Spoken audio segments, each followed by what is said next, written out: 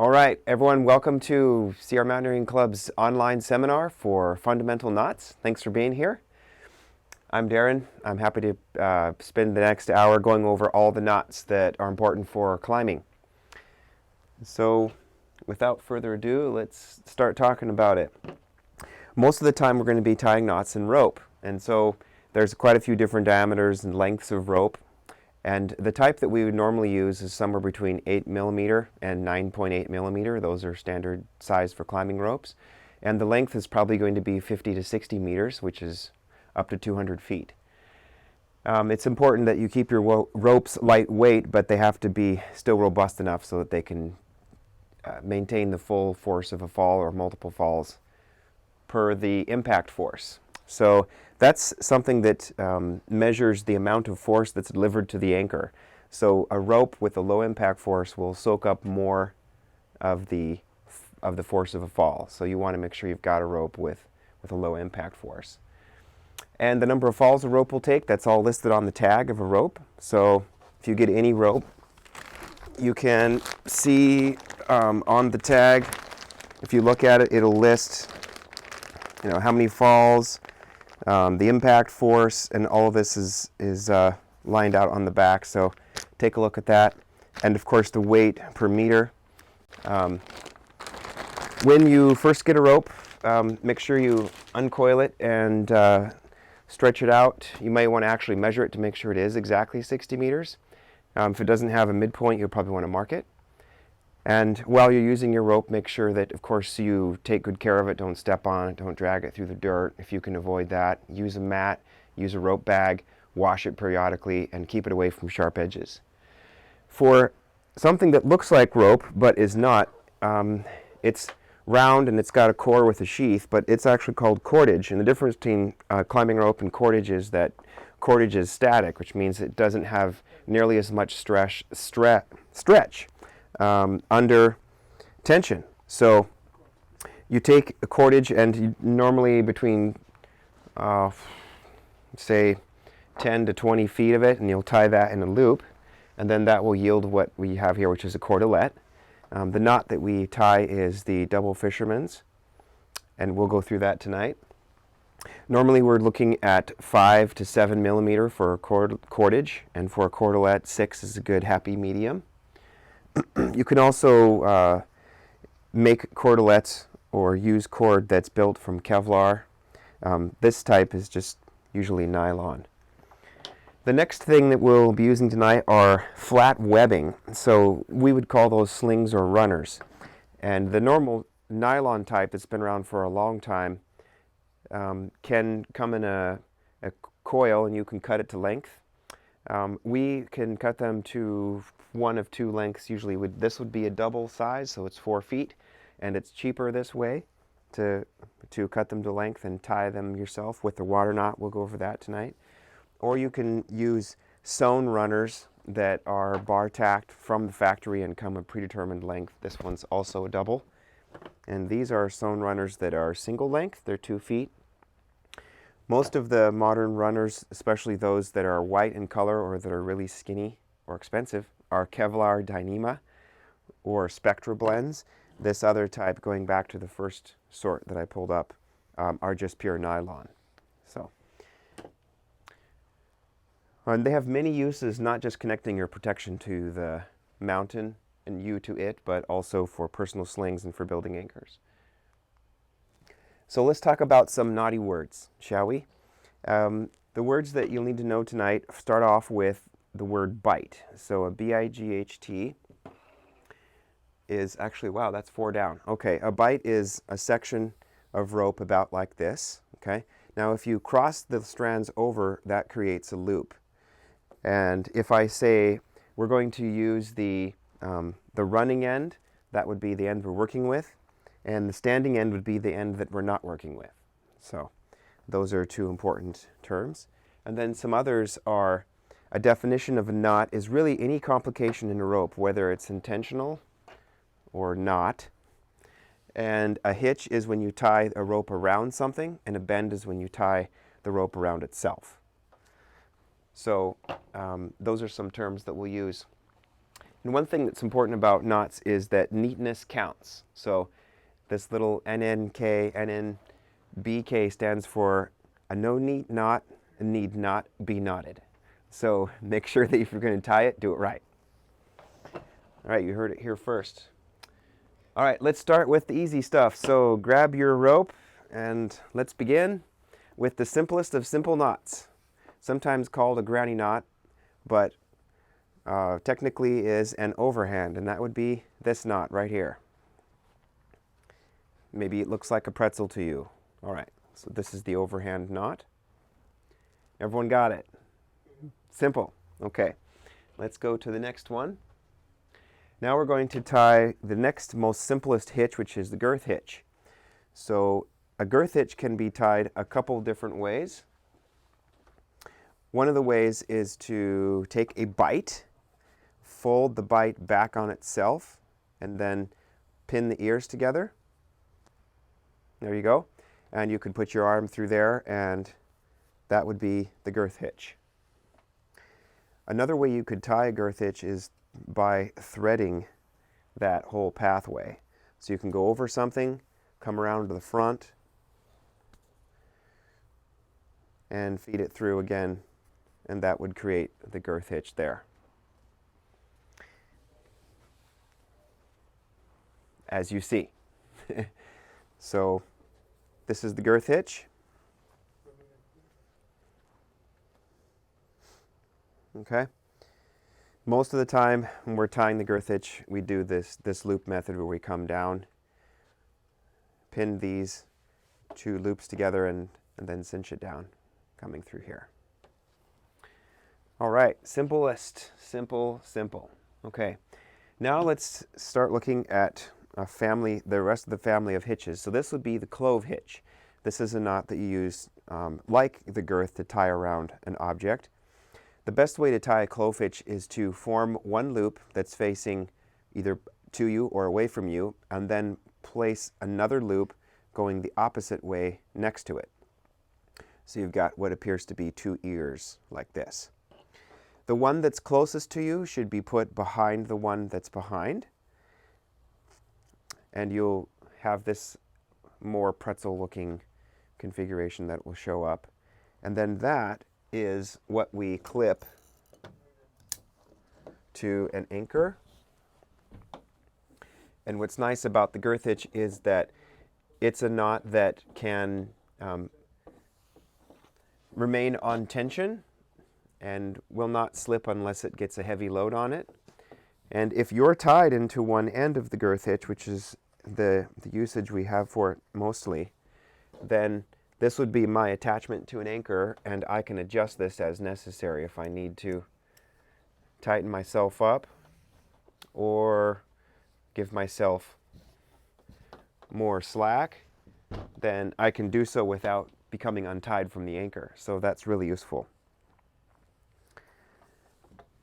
So that first way to tie the girth hitch with the two loops is kind of a starter way to tie this guy. Did I say girth hitch? I meant clove hitch. The first way to tie this is kind of a starter way. And the way that I think would be best for everyone to practice tying it is inside the tie-in itself at the anchor. So the best way to do that is to go here. Ready? Okay, that's a few to share. Okay, so put the rope through the anchor, come to the back side and grab the strand after it goes through. Twist it so that it is coming back on itself. Now look, you see that's the exact knot that we had tied before. Okay, and then cinch it down. So let's do that again. We'll go through the locker, grab it from behind, twist it so that it's pinching itself, and then pull that down. So that's one way to tie the clove hitch. You can practice some more. You can click the link and see the video as many times as you want. Okay, so let's talk about doing something on a bight now. Let's do the figure 8 on a bight. The figure eight is a very common knot that's important to know how to tie. You could say it's quite a bit like the overhand in that it forms a circle that feeds back through itself. But the difference between an overhand and a figure eight is that instead of completing one circle and then feeding the bight through, you actually go around the standing end one more time and then feed it through. So that creates this. This is the figure eight on a bight. It's a really good anchor knot because you can have your two tails that come together into a master point where you could clip right here. So that one's fairly simple to tie. Let's tie it going this way with the loop up. You could form the head of an alien, and then you can, that would be the, we call the choke'em, and then you can poke him in the eye. So choke him and poke him, and then that's how you create the figure eight on a bight. Okay.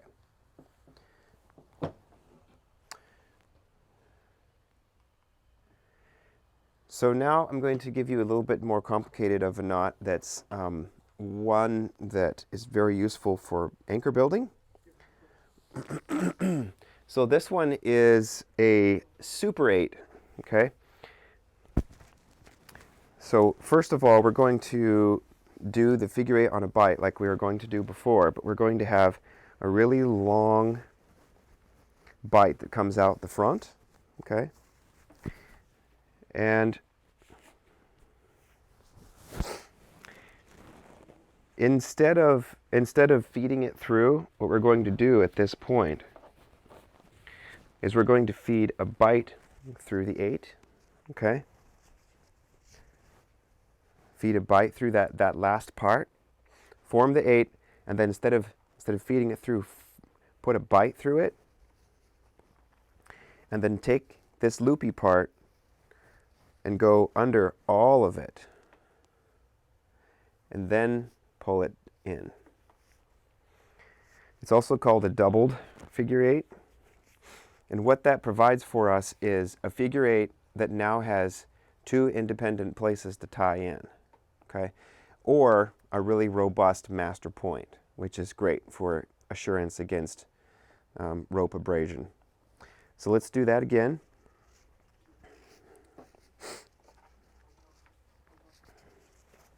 I'm going to, so I don't have to hold this up in space, I'm going to use this rope here, okay?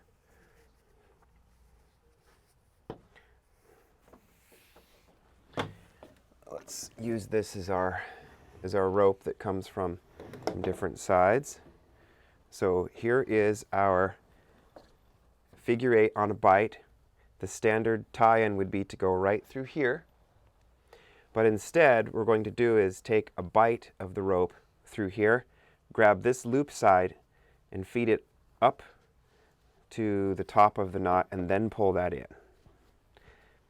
That creates the super 8 or the doubled figure 8 on a bight. It's a great knot for the purposes of anchoring.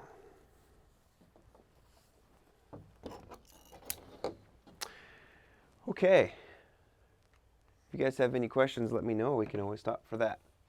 Now we've got to go through the figure eight on a bight, which is the good old tie-in knot. Hopefully you know this. So the first thing we'll do is get a section of rope, probably about 4 feet long, and then put our initial 8 in here. And this is also goes by the ancient name of a Flemish bend, by the way. Oops. Let's do that again. Okay, so we're going to get 4 feet out and then tie a figure 8.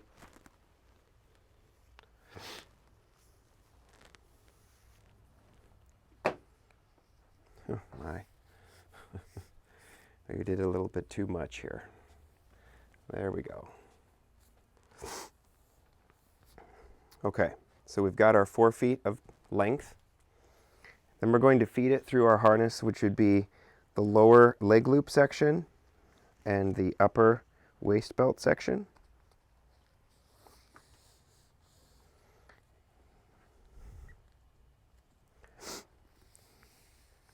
Feed it through all of the turns and twists.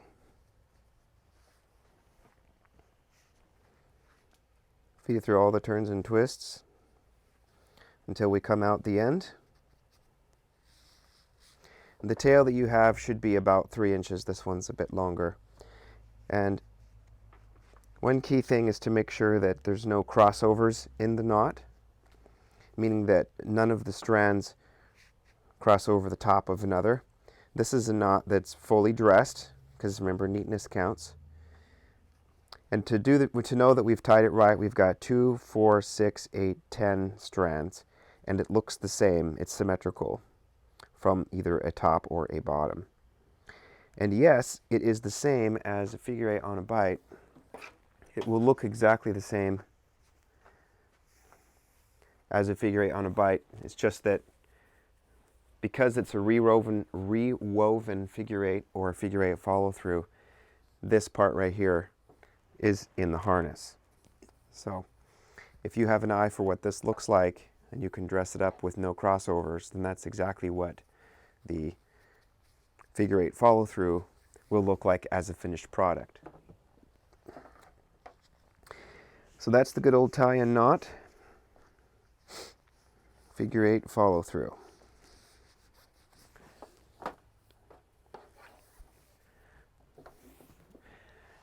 Let's look at some more.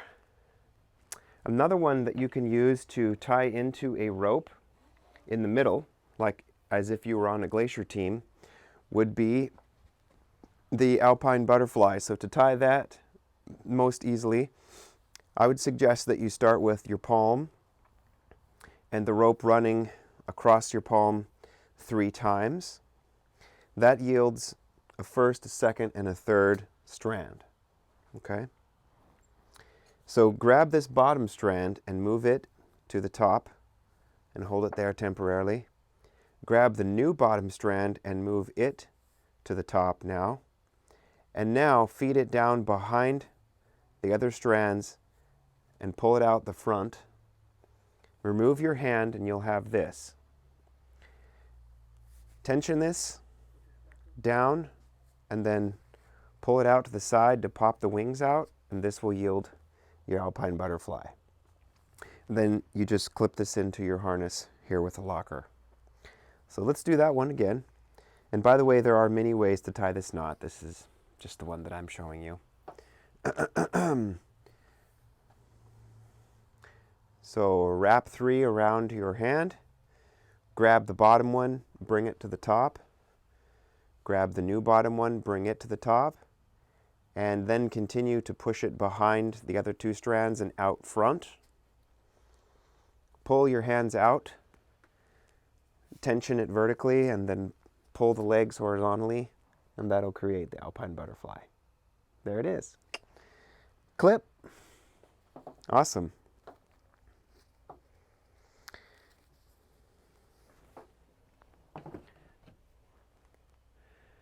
Okay, now we're going to need to start tying some knots onto rope itself. So we'll need to tie the 3 friction hitches onto this line. So let's see how we'll do that.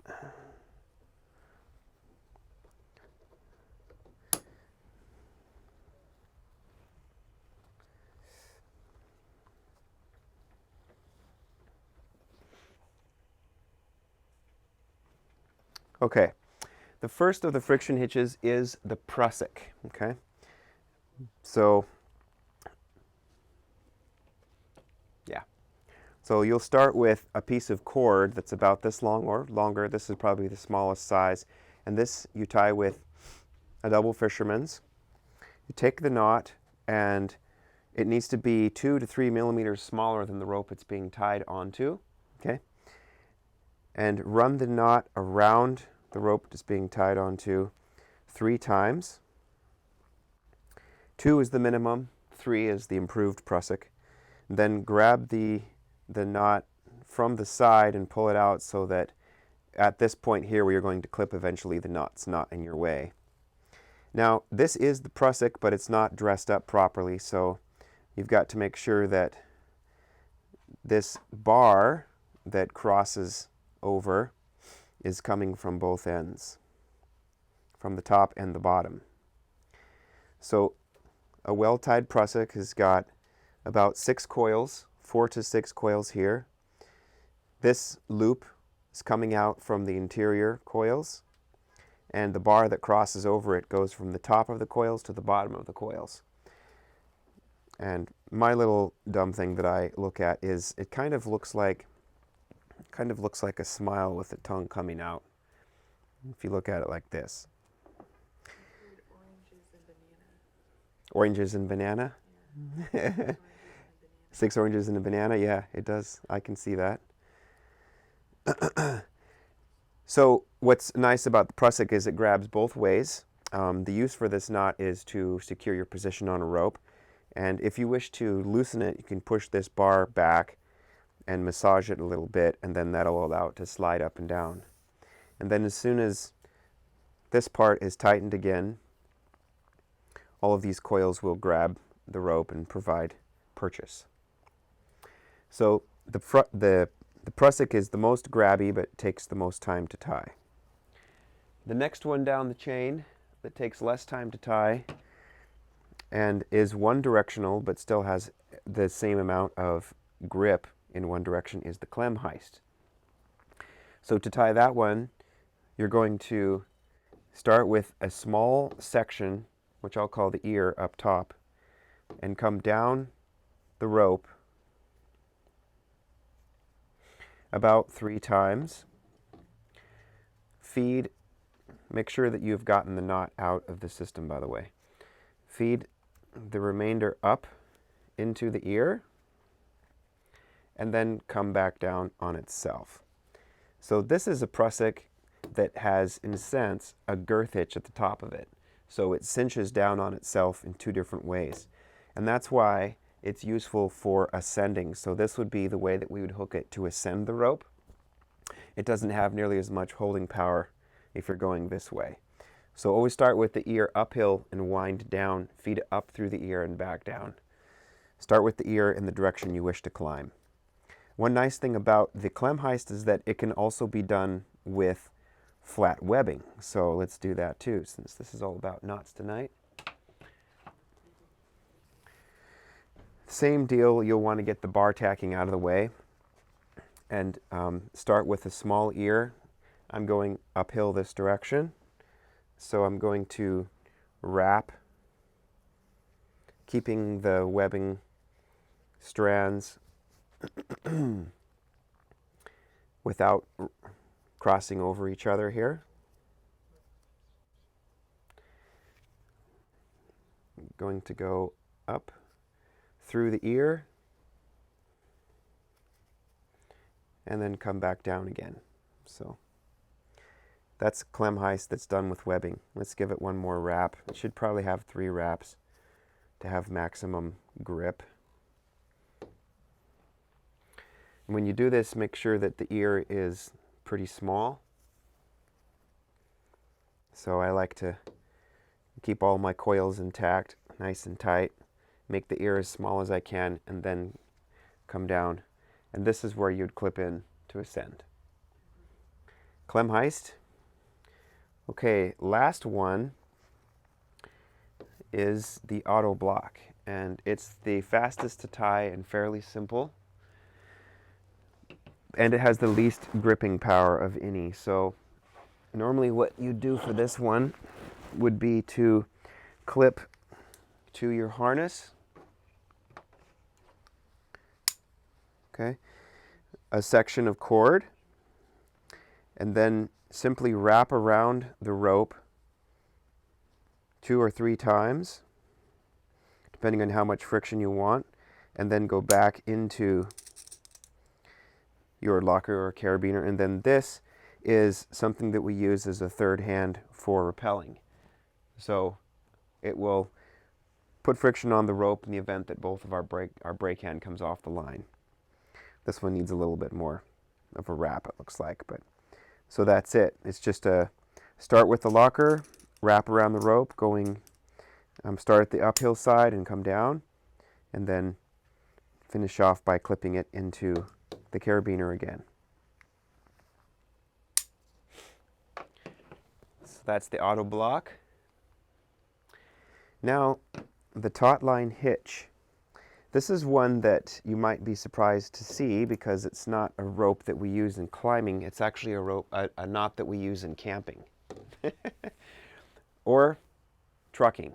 But the way that this works is we're going to tie it from a tent onto an object. So imagine that this is my tent here, and this is my peg or my rock or my tree. And you know what? I'm going to tie this with a smaller diameter rope, actually. I'm going to use a cordelette.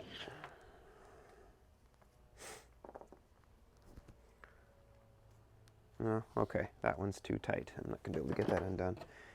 I'll use this one because it's going to be a little smaller diameter. Okay, cancel that too because I'm going to need more length.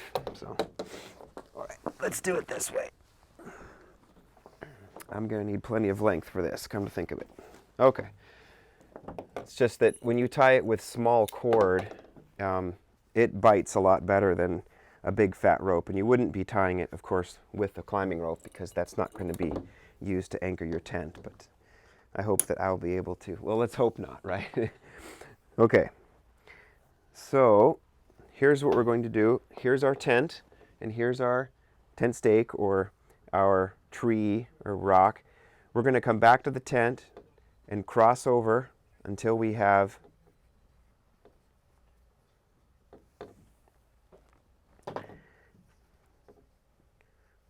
going to come across it just like we would have been doing for something like the Clem heist, where we start wrapping down and making 3 or 4 coils. Okay.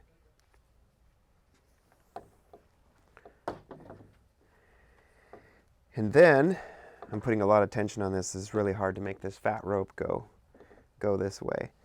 So I've gone from the tent to my stake or the tree. I've come back up and I've wrapped here, okay? And then I'm going to take this end and come up to capture the coils and then feed an end down through. And it's really messy with fat line.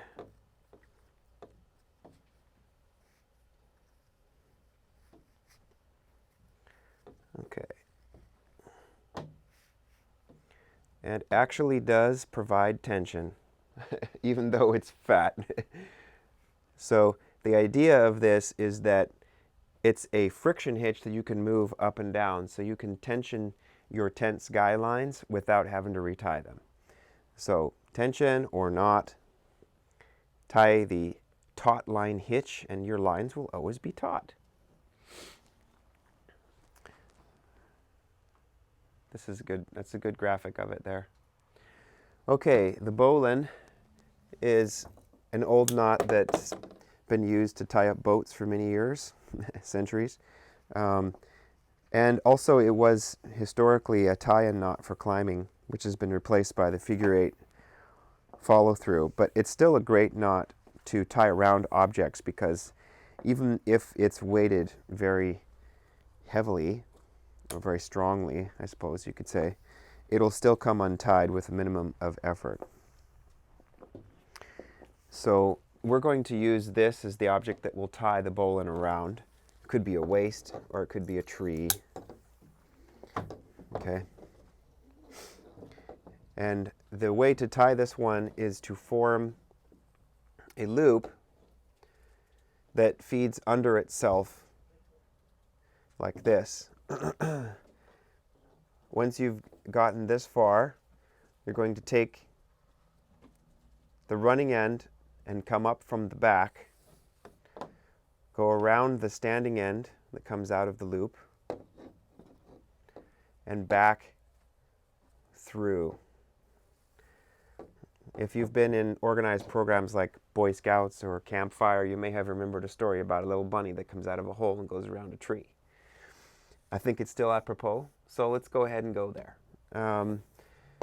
So the story is that the bunny, right here, okay, lives underneath this hole with a tree, okay, and one day decides to come out of the hole, go around the tree looking for food, but doesn't find any, so he goes back in the hole.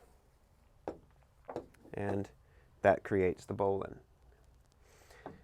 One fine point, I noticed that I just tied it with the bunny going the wrong way around the tree. You've got to make sure that you go around the tree and back in the hole so that the end finishes on the inside. If you don't, if you're not confident in the holding power of a bowline, you could always give yourself a little bit of tail and then tie 1/2 of a double fisherman's knot on this side. But this is the bowline. So let's do it again going the other way. There's the hole where the rabbit lives, and here's the tree. So you come up the hole, around the tree, and back down in the hole. That's the bowline. Great knot for tying around trees as part of an anchor system or as an emergency harness knot. All right. Now let's get into some harder knots. This one is difficult to tie and difficult to show online, so we'll do our best. I'll tie it a number of different times, and I'll try to make it clear what's going on. I'm going to use orange and blue, two different colors, so that it's clear which one is coming from which way. Okay, so I will start by somewhat turning my back to you, and we're going to kind of tie it up here, okay? So let's begin by, in my case, I'm going to start with blue to the left and orange to the right. And I'm going to tie blue onto orange, okay? To do that, I'm going to put my thumb on orange and make an X around blue. I could completely encircle it. Since you could say I make a loop around blue, okay? I'm going to continue that as if I were to continue making loops, but I'm going to stop once I've crossed over it 1.5 times. Then I'm going to take the end and put it inside where my thumb has come out and tension that or pull on it, and that creates blue onto orange. It looks kind of like an X that's leaning to the right, and you can see that my ends are still going opposite directions. I started from blue over here, and I tied it and finished blue going the same direction it started from. Now the way that I tie this knot is next I'll turn it over, and I'll tie the knot the exact same way with the new strand. And yes, I am tying it left-handedly. Now I will tie it right-handedly after I finish this, okay? So I'm going to again use my thumb as a marker. I'm going to tie now orange onto blue. I'm going to go around my thumb and create that X. And then I'm going to bring it up to my 1.5 circumnavigations around blue. Put the end at the tip of my thumb and follow it inside. Cinch that up, and it creates orange on blue and blue on orange in complementary shapes with both the ends going different directions. And now when we pull on it, they'll cinch and tighten to each other. So that's the double fisherman's. This is probably one of the tougher knots to get that we use quite regularly. So now let's tie it right-handedly, okay? I have practiced this, but forgive me if I mess up, because I'm not right-handed. All right. But I think it's only fair. Okay. So now we're going to tie orange onto blue. We're going to go around my thumb like we did before, 1.5 times, okay? Then we're going to feed it through, and there's orange on blue. Swap. Going to take blue and go around my thumb, which is going around orange, 1.5 times. Put it in the hole where my thumb's coming out.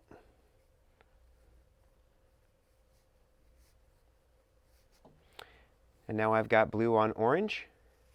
I pull them together, and the double fisherman's knot. Your knot is complete when you can turn it around, and on one side you'll see matching pairs. On the other side you'll see complementary shapes. Squashed X's, essentially, with at least a 3-inch tail. If you're concerned about this feeding through, for one, make sure you put a lot of good pressure on it.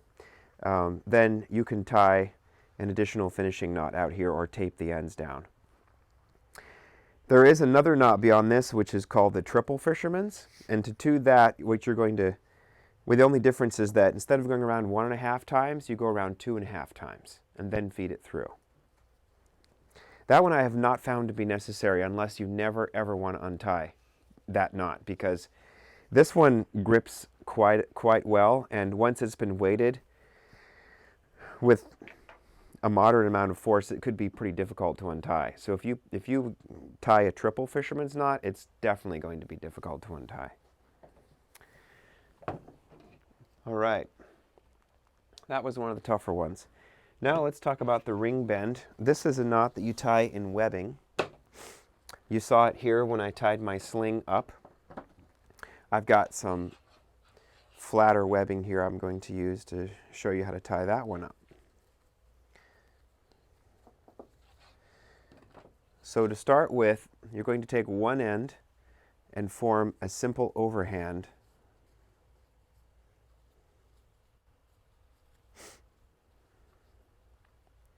It's fairly flat.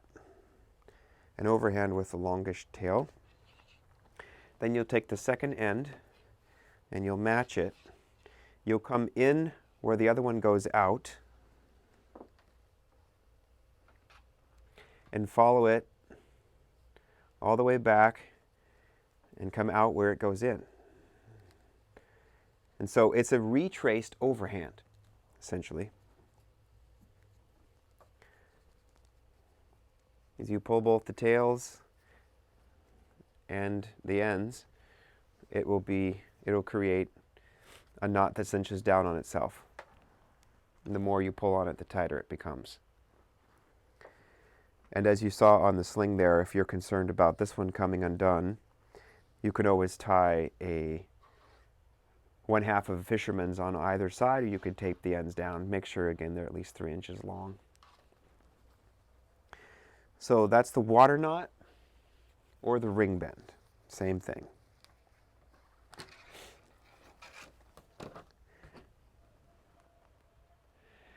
Now another famous overhand knot, which has come into usage recently.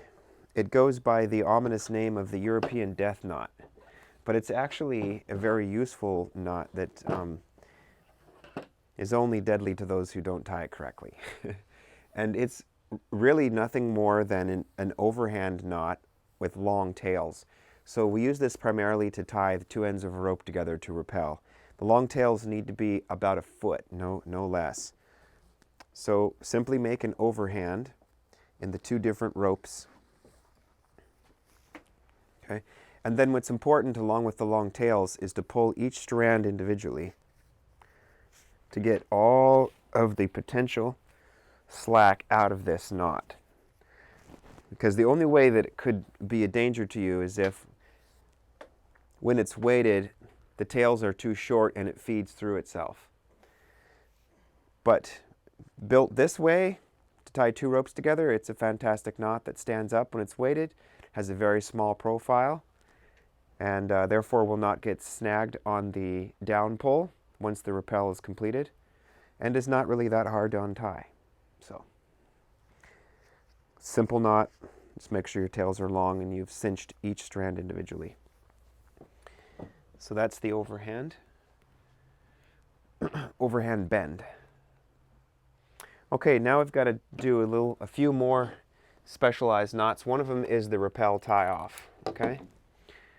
So let's see here if I have a long enough strand. First of all, let's set up our rappel, or belay tie off rather. I said rappel, I meant belay. Okay. So let's do the brake hand on the right. So here's our brake hand here. One of the best ways to do this is to take the brake hand simply and feed it right through the backside here. And I'm going to give myself quite a bit more here because it looks like I don't have enough to work with. So this is a climber who's belaying. The climber's on this side. The brake strand is on this side. I'm going to take the brake strand and feed it up through the carabiner here. And one easy way to do this would be to create an overhand on this side and just tie that down. The textbook way to do this would be to tie a mule here and then tie that off with an overhand. So what that would look like is creating a loop and then feeding this inside the loop.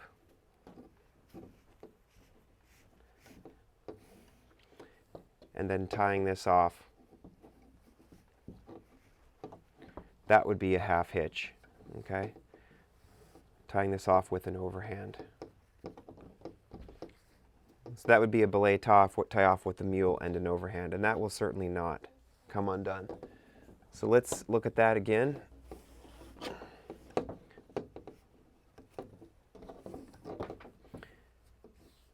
Brake hand, climber. Take the brake hand through. This act right here will be enough to lock the climber down. And so what you do after this doesn't matter too much, but to do it best, you want to put in a mule, which would be to form a little loop on the back side of both of these strands, and then take the other strand and feed it through. Pull out a bite, and then finish off with an overhand here. We teach this knot and a bunch of other things in rescue courses that the club has. So that's belay tie off.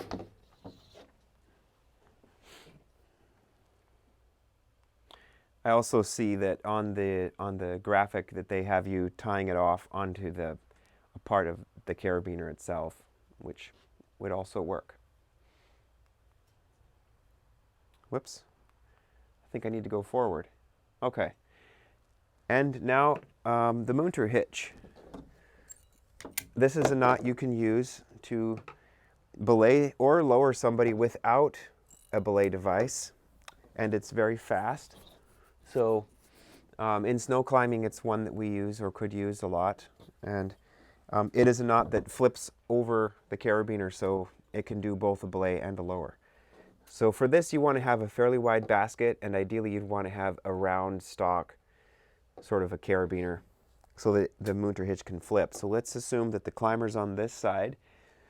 Normally this would be for belaying, so we're going to use the non-climber side and form a knot that looks like a knot. Form a loop that looks like this.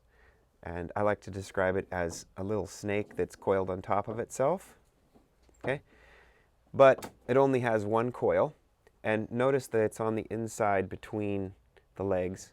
Once that's done, you can pinch it here, flip it, and clip it into the carabiner, and now you're ready to belay.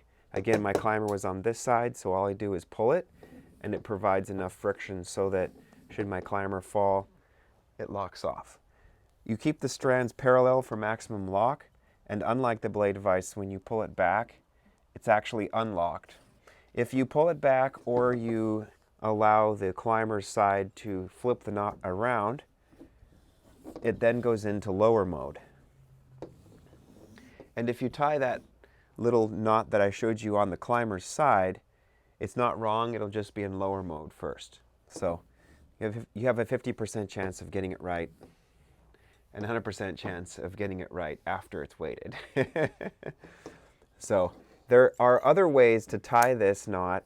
You can thread it through if you want, if you happen to have an end, but I think it's nicer to be able to put this loop in anywhere, flip it and clip it, and then you're ready to go. Visually, notice that the Munter hitch is very much like the girth hitch. This would be a girth hitch, okay?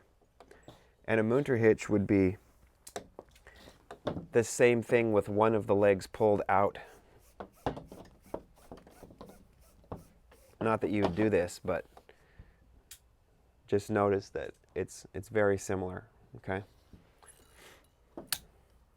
It's also quite similar to the Clove hitch, and I know people get confused between the three of them. But study them carefully. Girth hitch, Munter hitch, and Clove hitch all look different. So the mule. This is the one that I actually already did, come to think of it. So I don't need to go over this again. I'm not sure why my presentation was out of order, but the mule knot is one that's helpful in tying off things. So I'm going to go ahead and, you know what I'll do is I will show, because one of the knots that it's on my mind because we've been working with it recently is SIG 3.4 is our Glacier Travel Crevasse Rescue. And one of the knots that we work with there is the Munter mule overhand. So I'll go ahead, since I just finished doing the Munter, let's go ahead and do that. And then we'll talk about how to lock it off. So here's the flip, here's the clip, okay?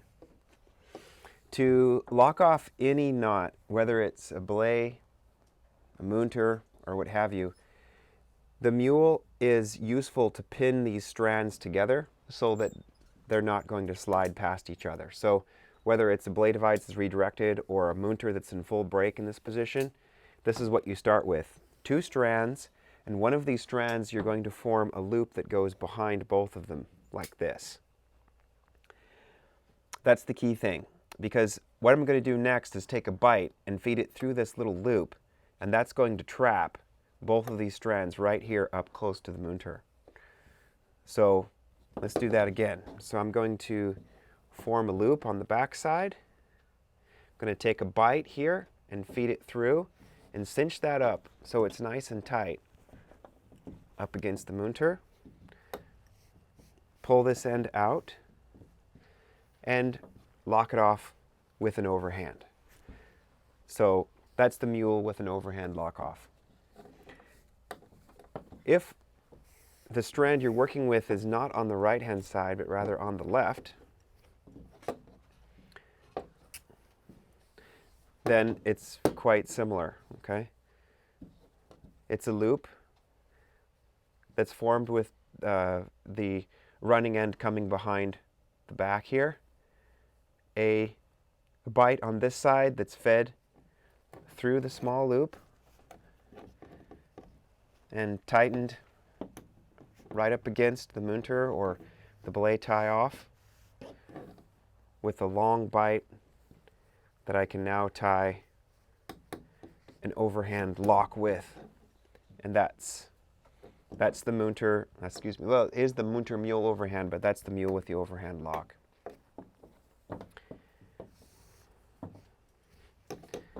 Affectionately known as the MMO. And there it is. I'm a slide ahead. So let's just study that for a second. Here's the Munter.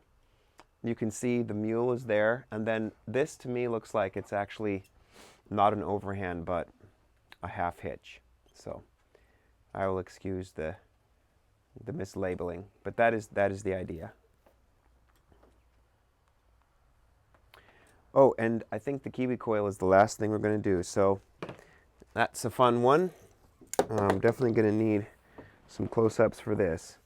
So the first thing to do with the Kiwi coil, this is a type of tie-in where you can put yourself on the or your team on the end of the rope, tie in, and then adjust the length of the rope without having to adjust your tie-in. So of course the first thing is you've got to tie in. So I'm going to do that. Next, you're going to form some coils to take up all the slack that you don't want in the system. To do that, I'm going to decide whether I'm going to have it across this shoulder or across this shoulder. So for me, I'm going to put it across my right shoulder. To do that, I'm going to take this on tension and put it behind my neck. And then I'm going to put my other hand down here, close to my belt, okay? And come across my head and across my hand, using them as, oh, that's very nice. I have a knot in my line because I was playing around with it, so let me get that out real quick. Luckily, this is a short section of rope. Technical error.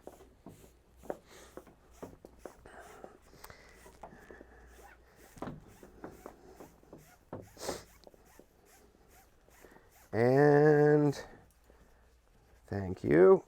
All right, back to it. So now I would be coiling around my head and through my hand. And now when I have enough out that I'm happy, then I go and put the coil behind my shoulder. Now what's important with this is you've got a bite right here that comes out from underneath your arm. That's why you have to start on this side and come around if you're going to put it over the right hand shoulder. If you're going to go the other way, then you have to come up this side of the neck and finish up with the bite coming out from underneath this armpit. But I'm going to do the right hand side firstly. I've got my coil, I've got my bite, and I've got my destination here.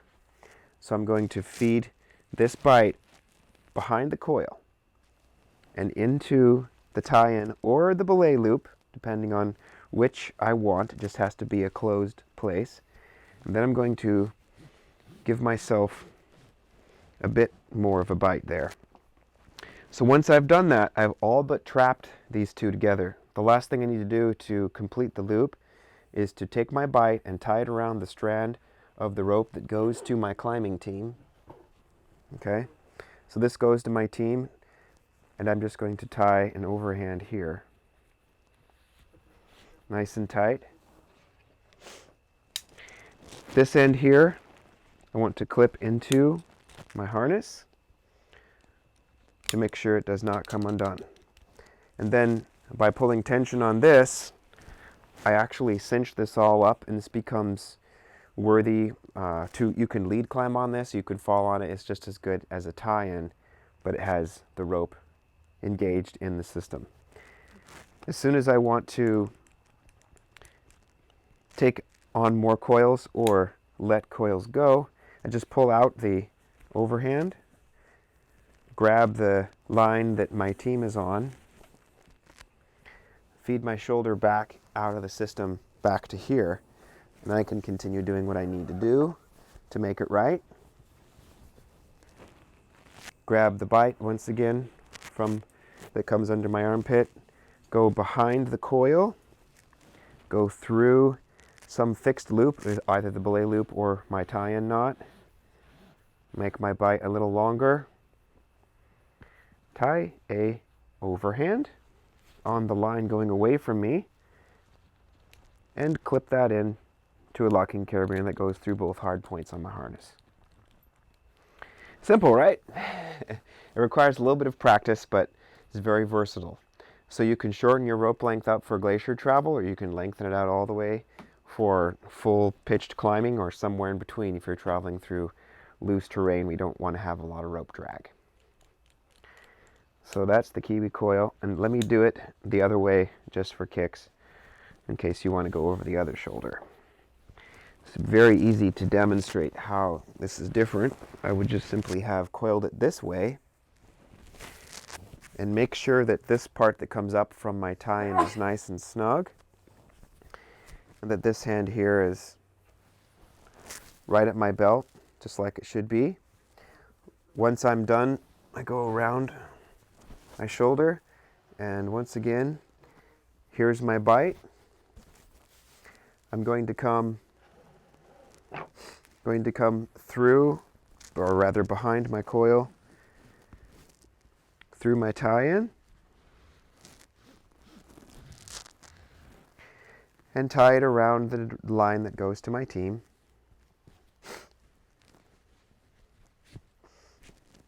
And again, clip that into a locking carabiner, lock it down, and I've got my Kiwi coil off the left shoulder. And one nice thing about it is that it forms a pseudo chest harness for glacier travel. Okay, that's about as complicated as we get. Here's some nice websites and books that you guys could use to further study this. These are both on the internet, and you can get apps nowadays for your, obviously, mobile devices. Animated Knots by Grog is great. There's some books that I'd recommend that are great to have. One of them is the Knots and Ropes for Climbers by Dwayne Raleigh. A lot of the images that you saw in tonight's presentation are from that book. And the Mountaineering Freedom of the Hills book needs to be mentioned, of course, because that's the encyclopedia of all things climbing. And the other two listings on there, the Outdoor Knots book by Clyde Soules is not as entertaining as Dwayne Raleigh's book, but more comprehensive. And then more entertaining, but on a broader subject, would be the Climbing Anchors book series by John Long. You can find all of these knots online on each of our presentations, which can be purchased at Vimeo/on-demand, vimeo.com/on-demand/SIG for SIG, RCK for rock, and MTN for mountain. And all of our courses we go through knot tying. And tonight was just a collection of all of the knots that we would normally use on any of our mountaineering experiences. So thanks for supporting the club so we can bring this stuff to you. I'm glad that we're able to provide this seminar tonight, and I want to thank our technicians and camera man for their excellent work. Thanks for coming. We'll see you guys later.